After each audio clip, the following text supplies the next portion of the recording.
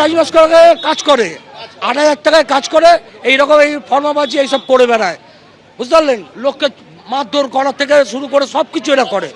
হ্যাঁ, আর এইখানে হচ্ছে ওদের থাকার ঘর, নাইটে এরা স্টে করে এইখানে।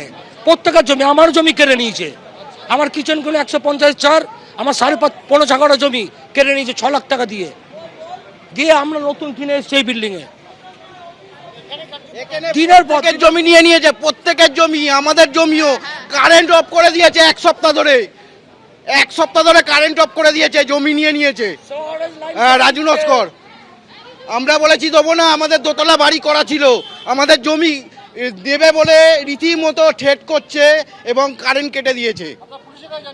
পুলিশে কোথায় যাবো? ওই তো পুলিশ। হ্যাঁ, অভিযোগ করেছিল, আমাকে মারধর করেছিল, 100 জন ছেলে নিয়েছে, আমাকে মারধর করেছিল। বেলেঘাটায় গতকাল পর্যন্ত রাজু নস্করের অফিসে লোকজন কাজ করলেও আজ সকাল থেকে কিন্তু অফিসে একেবারে তালা পড়ে গিয়েছে। এই অভিযোগকারীদের একাংশ তারা ইতিমধ্যেই গিয়েছেন বেলেঘাটা থানায় অভিযোগ লিপিবদ্ধ করতে। সরাসরি আমাদের প্রতিনিধি অনির্বাণ বিশ্বাস রয়েছেন আমাদের সঙ্গে। অনির্বাণ, কি বলছেন এরা? কতদিন ধরে এদের ওপরেই জুলুমবাজি চালিয়ে গিয়েছেন রাজু নস্কর? আগে কি কখন এরা অভিযোগ জানানোর চেষ্টা করেছিলেন? এবার কি করতে চান? দেখো, গতকাল থেকে যখন থেকে কলকাতা পুরসভা তারা বেলেঘাটা রাজু নস্করের একাধিক বেআইনি প্রপার্টি সেগুলো ভাঙবার কাজ শুরু করেছে, তখন থেকে কিন্তু আমরা দেখতে পাচ্ছি স্থানীয় মানুষজন তারা কিন্তু বারে বারে রাজু নস্করের বিরুদ্ধে ক্ষোভ উগড়ে দিচ্ছেন। কেউ বলছেন জোর করে রাজু নস্কর জমি নিয়ে নিয়েছে, কেউ বলছেন খুব স্বল্প মূল্যে জমি নেওয়া হয়েছে, কেউ বলছেন কারেন্ট কেটে দিয়ে দেওয়া হয়েছিল যাতে আমরা জমি ছেড়ে দিতে বাধ্য হই। এরকম বিভিন্ন ভুরি ভুরি অভিযোগ। আজকে সকালবেলা আমরা দেখতে পেলাম যে রাজু নস্করের যে অফিস রয়েছে, আজমির টাওয়ার প্রাইভেট লিমিটেডের যে অফিস, সেই অফিসের সামনে প্রচুর মানুষ ভিড় করেন।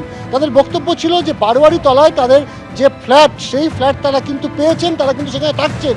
কিন্তু মুশকিল হলো যে এই সমস্ত যে ফ্ল্যাট তারা পেয়েছেন তার কোনো না রেজিস্ট্রেশন হয়েছে, না কোনো মিউটেশন হয়েছে। 25 থেকে 30 লক্ষ টাকা করে নেওয়া হয়েছে এই সমস্ত ফ্ল্যাট। রাজু নস্কর নিয়েছেন, তার অ্যাসোসিয়েটরা নিয়েছেন, এবং এই যে ফ্ল্যাটগুলো নেওয়া হয়েছে সেই ফ্ল্যাটগুলো নেওয়া হয়েছে শুধুমাত্র এগ্রিমেন্ট পেপার অথবা নোটারির ভিত্তিতে। তার কিন্তু কোনো সরকারি যে রেজিস্ট্রেশন, সেই রেজিস্ট্রেশন কিন্তু হয়নি। ফলত তারা যখন দেখতে পাচ্ছেন যে গতকাল বিকেল থেকে কলকাতা পুরসভা ফের এই সমস্ত নির্মীয়মান বা সদ্য তৈরি হওয়া যে ফ্ল্যাট, সেই ফ্ল্যাটগুলোতে নোটিশ দিয়ে যাচ্ছেন, তারা পড়েছেন এখন মহা ফাপড়ে, একেবারে বিষবাও জলে। তারা কিন্তু বুঝতে পারছেন না, একদিকে তাদের কাছে রেজিস্ট্রেশন পেপার নেই, মিউটেশন নেই, রাজু নস্কর টাকা নিয়ে নিয়েছে, এবং তার উপরে কলকাতা পুরসভার এই নোটিশ। ফলত তারা এখন যাবেন কোথায়?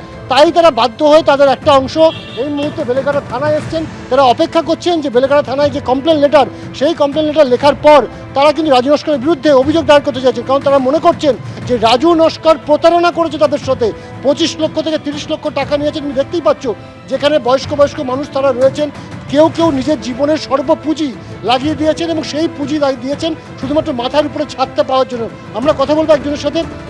আপনারা থানায় এসেছেন, আপনারা কার বিরুদ্ধে কমপ্লেন করতেন? রাজু নস্করের বিরুদ্ধে।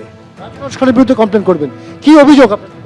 আমাদের প্ল্যান না দিয়ে বাড়িটা করেছে, এখন আমাদের কর্পোরেশন থেকে নোটিশ দিয়েছে, সেই জন্যই আমরা এসেছি, যাতে বাড়িটা ভেঙে দিলে আমরা কোথায় থাকবো। এবং যারা ভাড়াটিয়ারা রয়েছে তারা এত টাকা দিয়ে তারা কিনে দিয়ে এখন সেখানে কি করে বাস করবে? যদি ভেঙে দেয় তাহলে আমাদের অসুবিধা। সেই জন্যই আমরা দরবার করতে এসেছি থানায় জানাতে এসেছি সমস্ত ব্যাপারটা, তারপর আমরা কর্পোরেশনে যোগাযোগ করব। এর আগে আপনারা থানায় কেন অভিযোগ জানাননি যে যখন এরকম আপনাদেরকে কিসে ভয়ে আমরা আসতে পারিনি? আমাদের সবসময় ভয় দেখাতো। রাজু নস্কর বলতো বেশি বাড়াবাড়ি করবি, সব ঘর নিয়ে নেবো, দেবো না। ভয়ে আমরা আসিনি, কেন আমরা অনেক টাকা পয়সা দিয়ে ঢুকেছি, তো ভয় পেতাম। আতঙ্কের পরিবেশ তৈরি করে রেখেছে। হ্যাঁ, আমরা ওই ভয়েতে আমরা কোনো জায়গায় এগোতাম না। আমার ঘরেও তো ছেলেরা আছে, তাদেরকেও হুমকি দিত। রাত্রিরে অনেক রাত্রি 3টের সময় আসছে, কেউ 2:30টায় আসছে, তাদেরও তো একটা ভয়ের ব্যাপার আছে, যার জন্য আমরা কিছু বলতে পারতাম না।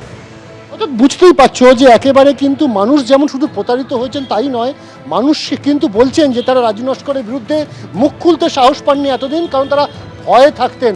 তারা বলছেন যে তাদের বাড়ির যে সন্তানেরা রয়েছে তাদের উপরে আক্রমণ নেমে আসতে পারে, এবং প্রত্যেকের বক্তব্য যে আজ যদি তারা পুলিশের দ্বারস্থ না হন তাহলে আগামীকাল যদি পুরসভার তরফে যে নোটিশ দেওয়া হয়েছে এবং সেই নোটিশের পরিপ্রেক্ষিতে যদি তাদের ঘর ভেঙে দেওয়া হয় তাহলে তারা যাবেন কোথায়? ফলত একেবারে কিন্তু অতান্তরে পড়েছেন তারা, এবং এরকম পরিস্থিতিতে তারা এই মুহূর্তে রাজু নস্করের বিরুদ্ধে বেলেঘাটা থানায় অভিযোগ দায়ের করতে উপস্থিত হয়েছেন। কুসুমিতা, এবিপি আনন্দ, এগিয়ে থাকে, এগিয়ে রাখে।